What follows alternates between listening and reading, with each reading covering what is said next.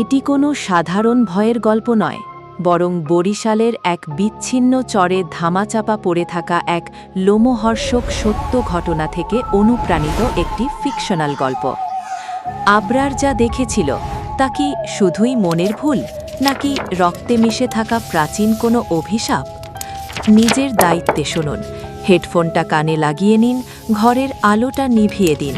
আমরা প্রবেশ করতে যাচ্ছি অভিশপ্ত ছায়াপথে, আবরারের সাথে।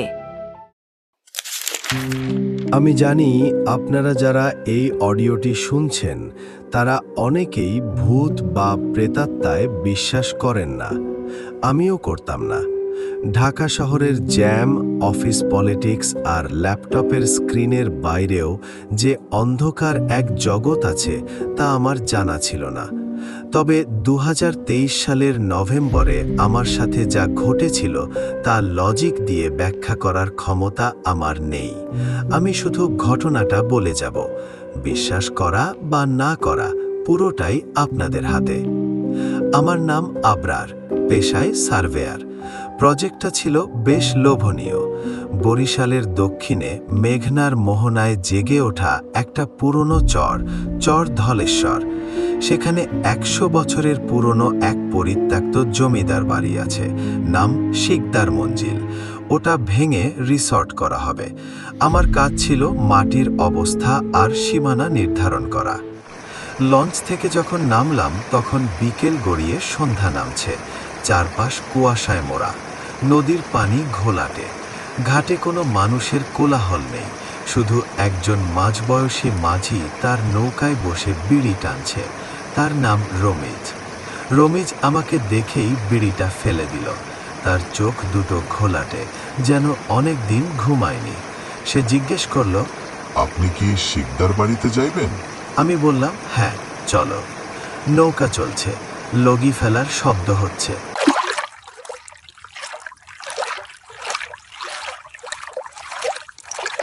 চারপাশে নিস্তব্ধতা, নদীর দুপাশে হোগলা বন।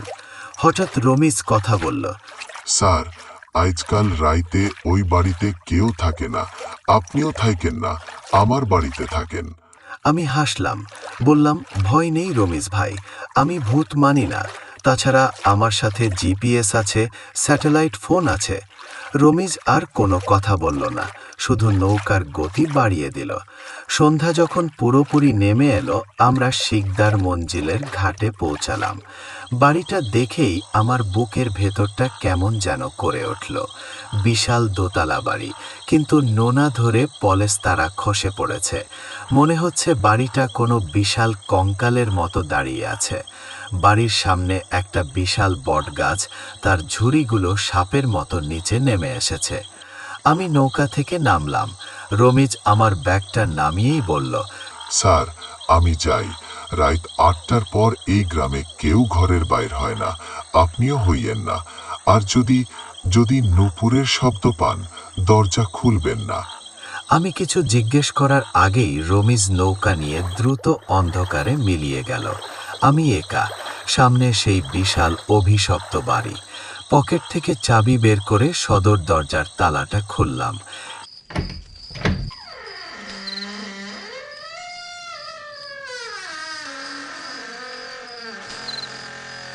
ক্যাচ ক্যাচ শব্দের দরজাটা যখন খুলল, মনে হলো যেন বাড়িটা দীর্ঘশ্বাস ছাড়ল। ভেতরে ঢুকেই নাকে এলাকা এক ভ্যাপসা গন্ধ, পুরনো কাগজ আর পচা ফুলের গন্ধ মেশানো। টর্চ জ্বালালাম। বিশাল হলরুম, ধুলোয় পুরু স্তর। হঠাৎ দোতলার সিঁড়ির দিক থেকে একটা শব্দ পেলাম। মনে হলো কেউ দ্রুত পায়ে দৌড়ে গেল। কে কে ওখানে? আমি চিৎকার করলাম। কোনো উত্তর নেই, শুধু আমার নিজের গলার প্রতিধ্বনি ফিরে এলো। কিন্তু আমি নিশ্চিত আমি একটা ছায়া দেখেছি, মানুষের ছায়া, কিন্তু উচ্চতাটা অস্বাভাবিক, প্রায় ৭ ফুটের মতো। আমি নিজেকে বোঝালাম, ওটা মনের ভুল। দোতলার একটা ঘর পরিষ্কার করে থাকার ব্যবস্থা করলাম। মোমবাতি জ্বালিয়ে ফ্রেশ হব ভাবছি, হঠাৎ খেয়াল করলাম মেঝের ওপর দরজার নিচ থেকে আমার খাটের নিচ পর্যন্ত এক জোড়া কাদামাখা পায়ের ছাপ, কিন্তু পায়ের আঙুলগুলো উল্টো দিকে। ছাপগুলো বাইরের দিক থেকে ভেতরে আসেনি, খাটের নিচ থেকে দরজার দিকে গেছে। তার মানে এতক্ষণ এই খাটের নিচেই কি কিছু ছিল?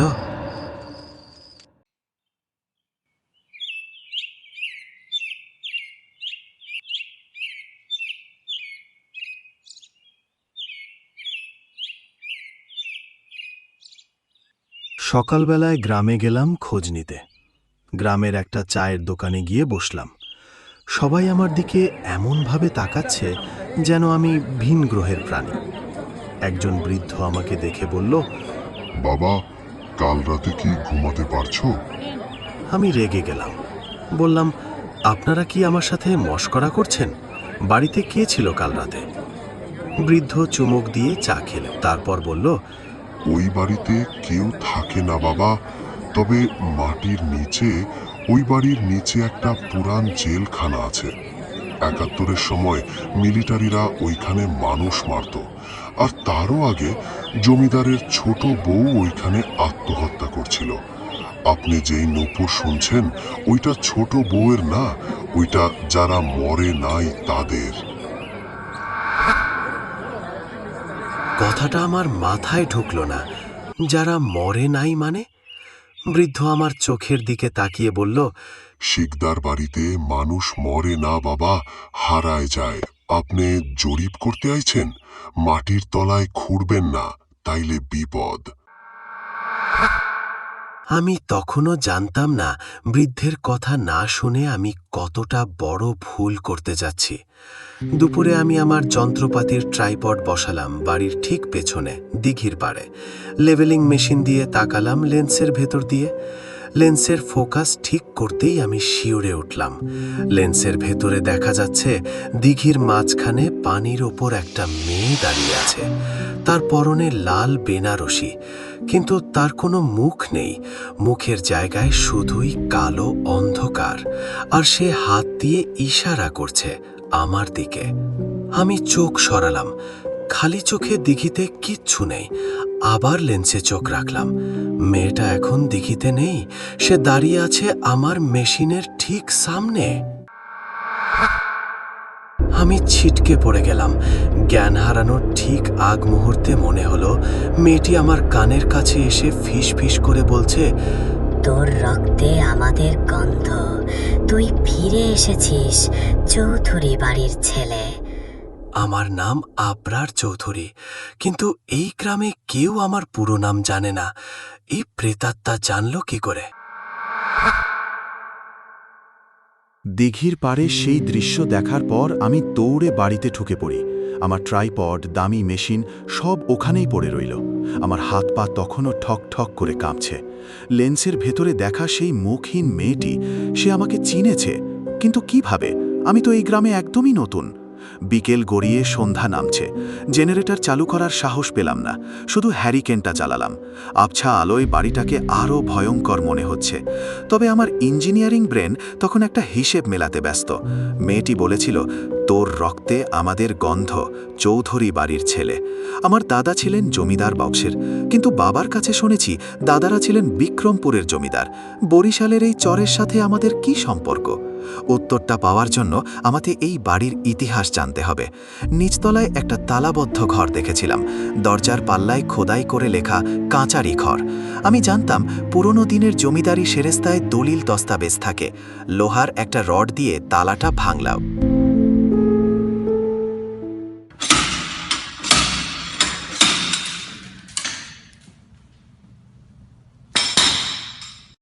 শব্দটা পুরো বাড়িতে প্রতিধ্বনি তুলল। দরজা খুলতেই মনে হলো 1000 বছরের পুরনো বাতাস বেরিয়ে এলো। ঘরটা ধুলোয় ভর্তি, মাকড়সার জাল আমার মুখে এসে লাগলো। হ্যারিকেনের আলোয় দেখলাম সারি সারি কাঠের আলমারি, বেশিরভাগই উইপোকা খেয়ে ফেলেছে। মেঝের ওপর ছড়িয়ে ছিটিয়ে আছে হাজার হাজার কাগজ। একটা লাল শালু মোড়ানো খাতা আমার নজর কাড়ল।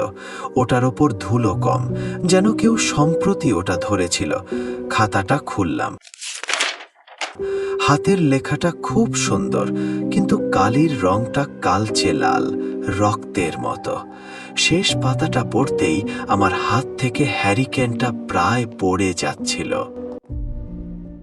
সেখানে লেখা, আজ অমাবস্যা, বংশরক্ষা আর দীর্ঘায়ুর জন্য ছায়াপথ দেবীর ক্ষুধা মেটাতে হবে। শিকদার বাড়ির ছোট বউকে বলি দেওয়া হলো, কিন্তু তার অভিশাপ আমাদের ছাড়ল না। সে বলল, এই বংশের রক্ত আবার এই মাটিতে ফিরে আসবে। যেদিন আসবে সেদিনই এই মাটির ঋণ শোধ হবে। নিচে স্বাক্ষর করা, রায় বাহাদুর অশ্বিনী কুমার চৌধুরী। আমার দাদা, এই অশ্বিনী কুমার চৌধুরী আমার নিজের দাদা। তিনি শিকদার নন, তিনি ছিলেন চৌধুরী, নাম পাল্টে পালিয়েছিলেন। আমি সেই অভিশপ্ত জমিদারের নাতি। আমি সার্ভে করতে আসিনি, আমাকে অদৃশ্য কোনো শক্তি টেনে এনেছে সেই ঋণ শোধ করতে। হঠাৎ ঠিক আমার পেছনে ঘরের দরজাটা দড়াম করে বন্ধ হয়ে গেল। বাতাস নেই, ঝড় নেই, কেউ সজোরে ধাক্কা দিয়ে দরজাটা বন্ধ করে দিল। আমি ছুটে গেলাম দরজার কাছে। ওপাশ থেকে তালা লাগানোর শব্দ পেলাম। কেউ আমাকে এই ঘরে বন্দি করে ফেলল। আমি দরজায় ধাক্কা দিতে দিতে চিৎকার করলাম, রমিজ ভাই, কে আছো? খোলো। তখনই ঘরের কোণ থেকে একটা যান্ত্রিক আওয়াজ ভেসে এলো। পুরনো একটা গ্রামোফোন, ওটা এতক্ষণ বন্ধ ছিল। নিজে নিজেই পিনটা রেকর্ডের ওপর বসে গেল। গান বেজে উঠল, তবে গান নয়, একটা বাচ্চার কান্নার শব্দ, আর সেই সাথে আমার নিজের গলা। হ্যাঁ, গ্রামোফোনে আমার নিজের গলার আওয়াজ রেকর্ড করা। আমি এখন যা বলছি ঠিক তাই প্রতিধ্বনি হচ্ছে, কিন্তু আমি তো এই কথাগুলো আগে কখনো বলিনি। আমি জানি না কতক্ষণ ওই ঘরে আটকে ছিলাম। গ্রামোফোনের শব্দটা একসময় থেমে গিয়েছিল, কিন্তু আমার মনে হচ্ছিল দেয়ালের ওপাশ থেকে 1000টা চোখ আমাকে দেখছে। বাঁচার একমাত্র উপায় ছিল জানালা ভাঙা। কাঠের জানালার শিকগুলো নড়বড়ে ছিল। জানপ্রাণ দিয়ে লাথি মেরে আমি একটা শিক ভাঙতে পারলাম। সেই ফাঁক দিয়ে কোনো মতে শরীরটা বের করে বারান্দায় এলাম। রাত তখন গভীর। আমি ঠিক করলাম এই মুহূর্তেই পালাবো, নদীতে ঝাঁপ দেব, সাঁতরে চলে যাব। কিন্তু দৌড়ে প্রধান ফটকের কাছে গিয়ে দেখি গেট নেই। বিশ্বাস করুন, আমি ভুল দেখছি না। সকালে যে বিশাল লোহার গেট দিয়ে ঢুকেছিলাম, সেখানে এখন নিরেট ইটের দেয়াল। যেন এই বাড়িতে ঢোকা যায়, কিন্তু বের হওয়া যায় না। আমি আবার বাড়িতে ফিরে আসতে বাধ্য হলাম, কারণ বাইরে থাকলে শেয়াল কুকুরের মতো আমাকে ছিঁড়ে খাবে অদৃশ্য কিছু। এবার আমি আশ্রয় নিলাম বাড়ির রান্নাঘরে, বিশাল পুরনো আমলের রান্নাঘর। সেখানে একটা বড় পাথরের স্ল্যাব ছিল, মশলা পেশার বা ধোয়ার জায়গা সম্ভবত। ক্লান্তিতে আমি স্ল্যাবটার উপর বসে পড়লাম। বসার সাথে সাথেই স্ল্যাবটা একটু নড়ে উঠল। কড়কড় শব্দ হলো। আমি চমকে উঠে দাঁড়ালাম। স্ল্যাবটা সরে যাচ্ছে। ওটা আসলে কোনো ঢাকনা, নিচে মাটির নিচে যাওয়ার একটা সিঁড়ি। সিঁড়িটা নেমে গেছে অন্ধকারের পেটে। সেখান থেকে একটা পচা গন্ধ আসছে, কিন্তু সাথে আসছে একটা অদ্ভুত ঠান্ডা বাতাস। আমার মনে হলো কেউ আমাকে ডাকছে, আয় নিচে আয়, আমরা অপেক্ষা করছি। আমি হিপনোটাইজড হয়ে গেলাম। সম্মোহিত মানুষের মতো আমি হ্যারিকেন হাতে সিঁড়ি দিয়ে নামতে শুরু করলাম। নিচে নামার পর দেখলাম এটা কোনো সাধারণ সেলার নয়, এটা একটা অন্ধকূপ, ডানজন। দেয়ালের গায়ে বড় বড় লোহার শিকল ঝোলানো, মেঝেতে এখনো পুরনো হাড়গোড় পড়ে আছে। একটু এগোতেই দেখলাম মেঝের মাঝখানে একটা বড় কুয়া। কুয়ার ভেতর থেকে লাল আভা বের হচ্ছে। আমি কুয়ার পাড়ে গেলাম, উকি দিলাম। নিচে পানি নেই, আছে শুধুই কাদা। আর সেই কাদার ভেতর থেকে অসংখ্য হাত ওপরের দিকে উঠে আছে, যেন তারা কাউকে ধরতে চাইছে। আর ঠিক সেই হাতগুলোর মাঝখানে একটা কঙ্কাল পড়ে আছে। কঙ্কালটার হাতে একটা ঘড়ি। ঘড়িটা আমার খুব চেনা। ওটা ওটা আমার বাবার হাতের রোলেক্স ঘড়ি। বাবা নিখোঁজ হয়েছিলেন 10 বছর আগে। মা বলতো বাবা বিদেশে গেছে, কিন্তু বাবা এই কুয়ার ভেতরে। আমি চিৎকার করতে চাইলাম, কিন্তু গলা দিয়ে শব্দ বের হলো না। তখনই আমার হ্যারিকেনটা তপ করে নিভে গেল। ঘোর অন্ধকার।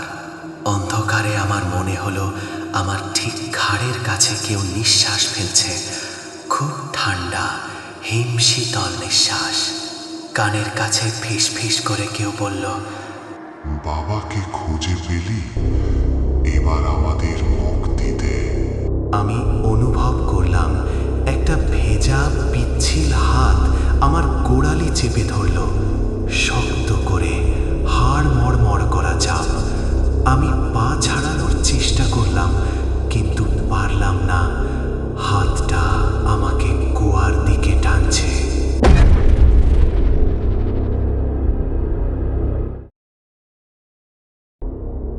অন্ধকারে আমি হাতড়ে পকেট থেকে লাইটারটা বের করলাম। আগুন জ্বলে উঠতেই আমি যা দেখলাম তাতে আমার হার্ট অ্যাটাক হওয়ার কথা। যে হাতটা আমার পা ধরে আছে সেটা কোনো মানুষের হাত নয়, ওটা শিকড়, বটগাছের ঝুড়ির মতো শিকড়, কিন্তু তাতে শিরা উপশিরা আছে। ওটা জীবন্ত। আর আমার সামনে দাঁড়িয়ে আছে রমিজ মাছি, কিন্তু তার চোখ দুটো নেই, চোখের কোটর ফাঁকা। সে হাসছে।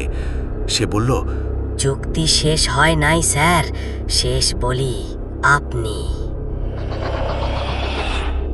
লাইটারের আগুনটা যখন জ্বলে উঠল, আমি মুহূর্তের জন্যও ভাবিনি। আমি আগুনের শিখাটা ধরলাম সেই শিকড়টার গায়ে, যেটা আমার পা পেঁচিয়ে ধরেছিল। শুকনো কাঠের মতো দাও দাও করে জ্বলে উঠল শিকড়টা। রমিজ নামের সেই কঙ্কালসার সত্তাটা বিকট চিৎকার করে উঠল। মানুষের গলার আওয়াজ নয়, যেন হাজারটা কাক একসাথে ডেকে উঠল। আগুন ছড়িয়ে পড়ছিল দ্রুত। শিকড়টা পুড়ে ছাই হয়ে খসে পড়ল। আমি মুক্ত। আমি আর পিছু ফিরিনি। সিঁড়ি বেয়ে পাগলের মতো ওপরে উঠে এলাম। রান্নাঘর পেরিয়ে ভাঙা জানালা দিয়ে লাফিয়ে বাইরে তখন তুমুল ঝড়, বিদ্যুৎ চমকাচ্ছে। আমি দৌড়াতে শুরু করলাম গ্রামের দিকে। আমার মাথায় একটাই চিন্তা, মানুষ। আমাকে রক্ত মাংসের কাছে যেতে হবে, পুলিশ ডাকতে হবে। কিন্তু দৌড়াতে দৌড়াতে আমার মনে হলো আমি ভুল পথে যাচ্ছি না তো। শিকদার বাড়ি থেকে গ্রামটা মাত্র 10 মিনিটের পথ, কিন্তু আমি দৌড়াচ্ছি তো দৌড়াচ্ছি, পথ শেষ হচ্ছে না। অবশেষে দূরে টিমটিমে আলো দেখতে পেলাম, গ্রামের বাজার, সেই চায়ের দোকানটা। আমি হাঁপাতে হাঁপাতে দোকানের সামনে গিয়ে দাঁড়ালাম। বাঁচান, আমাকে বাঁচান, ওই বাড়িতে খুন হয়েছে, আমি চিৎকার করলাম। কিন্তু অদ্ভুত ব্যাপার, কেউ আমার কথায় চমকে উঠল না। চায়ের দোকানে বসে থাকা সেই বৃদ্ধ আর তার সাথে আরও 10-12 জন মানুষ, সবাই চুপচাপ বসে আছে। কেউ চা খাচ্ছে না, কেউ কথা বলছে না, তাদের সবার দৃষ্টি আমার দিকে। আমি থমকে গেলাম। বৃষ্টির তোড়ে আমার চোখ ঝাপসা। আমি ভালো করে তাকালাম তাদের দিকে।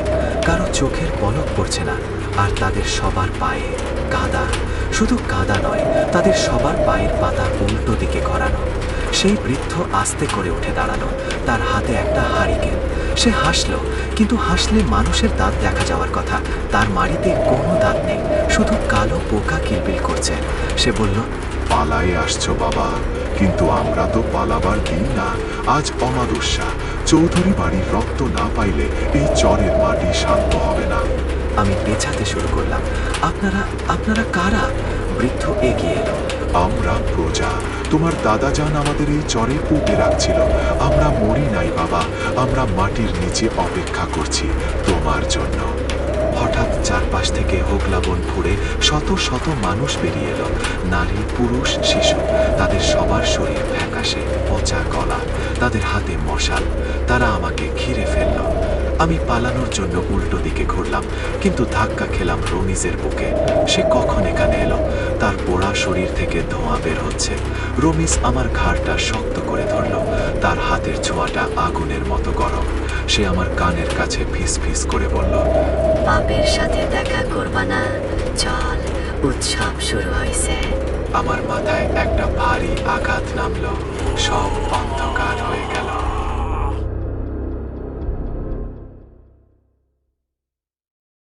জ্ঞান যখন ফিরল তখন আমি আর মাটিতে নেই। আমাকে শূন্যে ঝোলানো হয়েছে, হাত পা বাঁধা। আমি ঝুলছি সেই বিশাল দিঘির মাঝখানে একটা বাঁশের মাচায়। নিচে কালো জল, চারপাশে দিঘির পাড়ে শত শত মশাল জ্বলছে। গ্রামের প্রেতাত্মারা মন্ত্র পড়ছে। ভাষাটা আমি বুঝছি না, কিন্তু ছন্দটা বুকের ভেতর কাঁপন ধরাচ্ছে। ওম রক্তম দেহি ছায়া পথম মুক্তিম। আমার ঠিক সামনে জলের ওপর দাঁড়িয়ে আছে সেই লাল বেনারসি পরা বউ।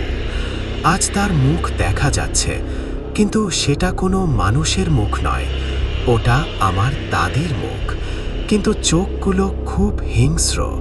সে আমার দিকে তাকিয়ে বলল, অশ্বিনী পালিয়েছিল, তার ছেলে পালিয়েছিল, কিন্তু তুই পারবি না। তোর রক্ত এই জলে পড়লে তবেই আমাদের আত্মা মুক্তি পাবে। আমি বুঝতে পারলাম এরা মুক্তি চায়। এরা অভিশপ্ত হয়ে আটকে আছে এই চরে, আমার বংশের পাপের কারণে। হঠাৎ আমি দেখলাম দিঘির পাড় থেকে একটা ছায়া এগিয়ে আসছে। রমিজ, তার হাতে একটা বিশাল রামদা, চকচক করছে চাঁদের আলোয়। যদিও আজ অমাবস্যা, কিন্তু দিঘির জল থেকে একটা অদ্ভুত নীল আলো বের হচ্ছে। রমিজ মাচার নিচে এসে দাঁড়ালো। সে আমার দিকে তাকালো। এবার তার চোখে মায়া। সে ফিসফিস করে বলল, মাফ কইরা দিয়েন স্যার, আমরাও বাঁচতে চাই। সে দা উঁচিয়ে ধরল। আমি চিৎকার করতে চাইলাম, আমি চৌধুরী নই, আমি আবরার। কিন্তু আমার মুখ দিয়ে কোনো শব্দ বের হলো না। ঠিক তখনই একটা অদ্ভুত ঘটনা ঘটল। আমার পকেট থেকে স্যাটেলাইট ফোনটা, যেটা আমি ভেবেছিলাম নষ্ট হয়ে গেছে, হঠাৎ বেজে উঠল। এত নিস্তব্ধতার মধ্যে আধুনিক রিংটোনটা অদ্ভুত শোনালো। প্রেতাত্মারা সবাই চমকে থামল। মন্ত্র পড়া বন্ধ হয়ে গেল। ফোনটা ভাইব্রেট করে আমার পকেট থেকে নিচে পড়ে গেল দিঘির জলে। জলে পড়ার সাথে সাথে ফোনটা শর্ট সার্কিট হয়ে জ্বলে উঠল। ব্যাটারির লিথিয়াম দিঘির অদ্ভুত রাসায়নিক জলের সাথে মিশে একটা নীল বিস্ফোরণ ঘটালো।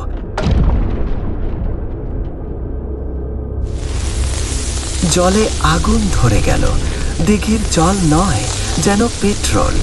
নীল রঙের আগুন মুহূর্তের মধ্যে ছড়িয়ে পড়ল পুরো দিঘিতে। সেই বউটি আর্তনাদ করে উঠল। আগুন তাকে গ্রাস করছে। রমিজ ছিটকে পড়ে গেল। বাঁধন পুড়ে আলগা হয়ে গেল। আমি ধপাস করে পড়লাম মাচান থেকে জলে, কিন্তু জল তখন ফুটছে। আমি কোনো মতে সাঁতারে পাড়ের দিকে গেলাম, কিন্তু পাড়ে তখন হাজার হাজার প্রেতাত্মা আমাকে ধরার জন্য দাঁড়িয়ে। আগুন তাদের শরীরেও লাগছে, তারা ছটফট করছে। আমি দিঘির পাড়ে উঠে দৌড় দিলাম সেই বটগাছটার দিকে, যেখানে আমার নৌকা ছিল। কিন্তু বটগাছের নিচে গিয়ে দেখি আমার নৌকা নেই, আছে একটা কবর, সদ্য খোঁড়া। আর কবরের ফলকে লেখা আবরার চৌধুরী, জন্ম 1995, মৃত্যু 2023 নভেম্বর। আজকের তারিখ।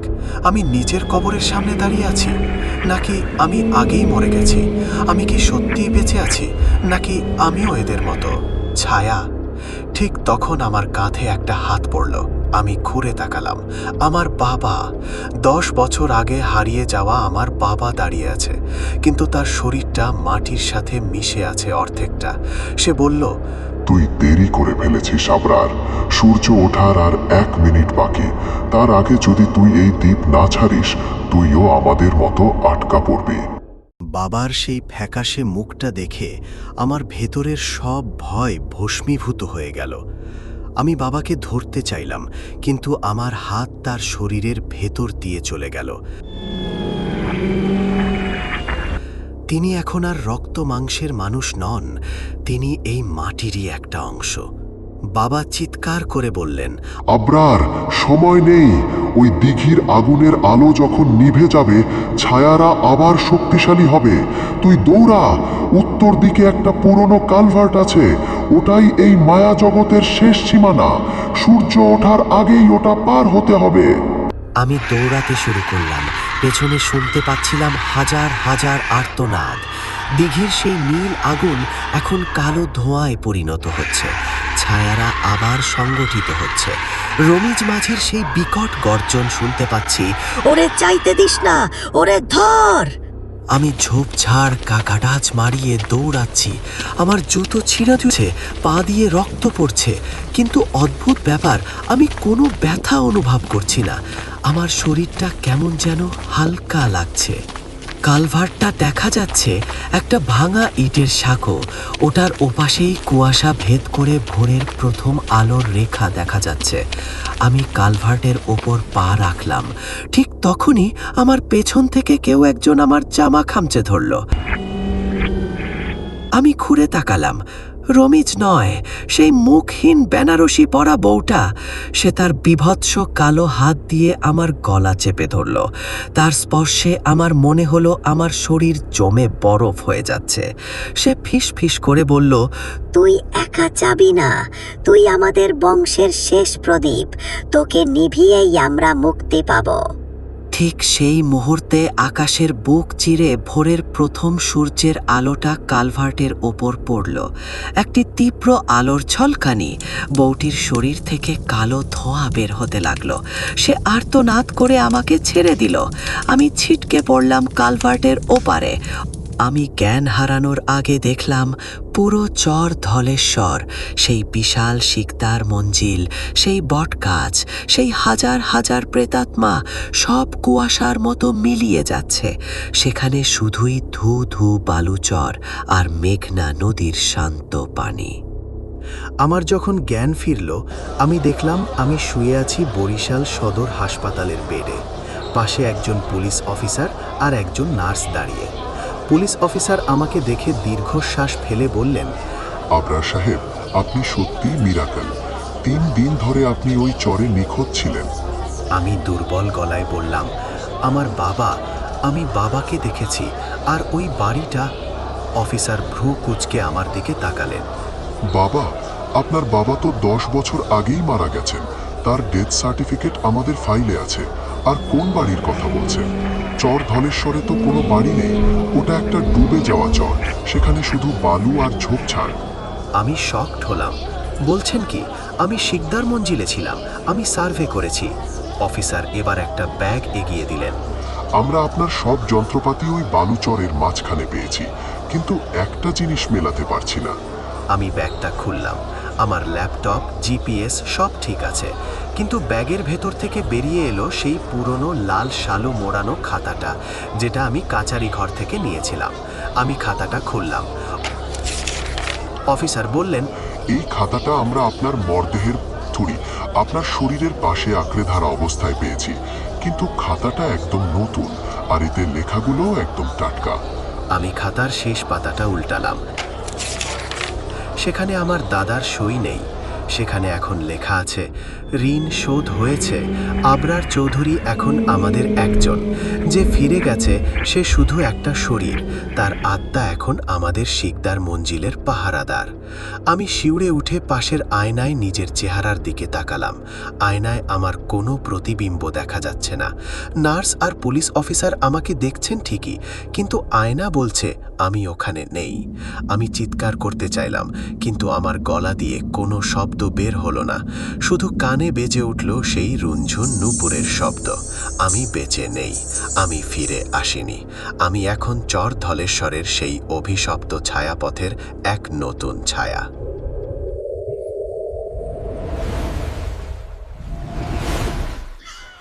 গল্পটি ভালো লাগলে চ্যানেলটি সাবস্ক্রাইব করে আমাদের পাশেই থাকুন। আপনার একটি সাবস্ক্রিপশন আমাদের নতুন নতুন কন্টেন্ট তৈরির অনুপ্রেরণা দেয়। লাইক করুন আর কমেন্টে জানান গল্পের কোন অংশটি আপনাকে সবচেয়ে বেশি চমকে দিয়েছে। আজকের মতো বিদায়, শুভকামনা।